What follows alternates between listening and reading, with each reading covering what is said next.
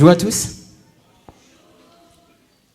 Notre poème est intitulé La responsabilité administrative.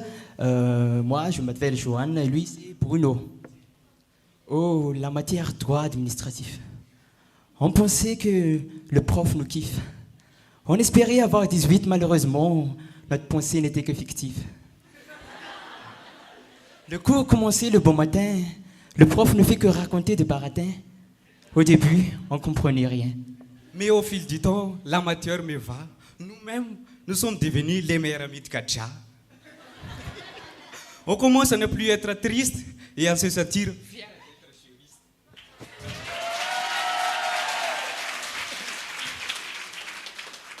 Enfin, tous les cours, le prof nous interroge pour nous préparer à porter les toges. Car si tu veux devenir un magistrat, tu dois absolument maîtriser les TA. Le DA est trop compliqué, car il n'est pas codifié. La jurisprudence, tu dois la maîtriser, sinon durant les examens, tu seras à bras croisés. Maintenant, entrons dans le vif du sujet, nous allons vous parler de la responsabilité. Sur ce point, tu dois se référer à la jurisprudence malgache ou celle de la France. Mesdames et messieurs, souvenez vos notes, la responsabilité administrative peut être avec ou sans faute. Celle avec faute repose sur une faute de service commise par un agent public. Je vais vous donner un indice. Ne se référez pas au code civil, sinon le prof va vous appeler imbécile. Car les responsabilités administratives et civiles ne sont pas semblables. Par contre, les préjudices sont tous indemnisables. Une faute commise dans le cadre du service, accompagnée d'un préjudice, et de la compétence du juge administratif pour se faire réparer de cet acte fautif. S'agissant d'une faute personnelle, croyez-moi, ce n'est pas assez belle, car elle n'engage pas la responsabilité de l'administration.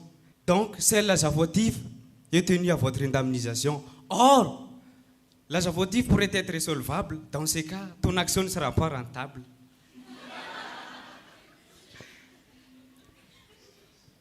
Mais s'il y a un cumul de fautes, c'est-à-dire des fautes personnelles plus faute de service, et que c'est là où vous cause un préjudice, vous avez une double option.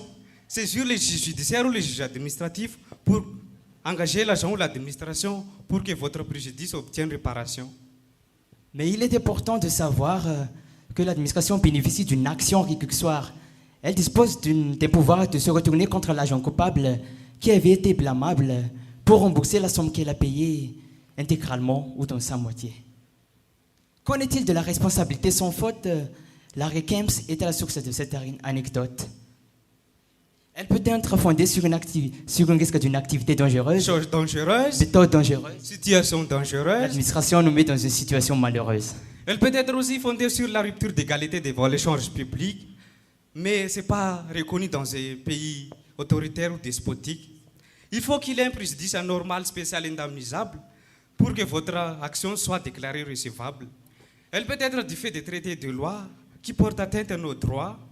Dans ces cas, on a droit à une indemnisation sans avoir besoin de prouver qu'il y a une faute de l'administration. Idem pour les agissements non fautifs de l'administration, dans lesquels elle sera tenue pour indemnisation des préjudices résultant d'un acte individuel que des actes réglementaires subis par un administré après leur entrée en vigueur. Le cumul de responsabilités illustré par l'arrêt de Moselle Mimeur, engager les responsabilités de l'administration sera facile, n'aie pas peur. Il suffit que cette faute conserve un lien avec cette dernière.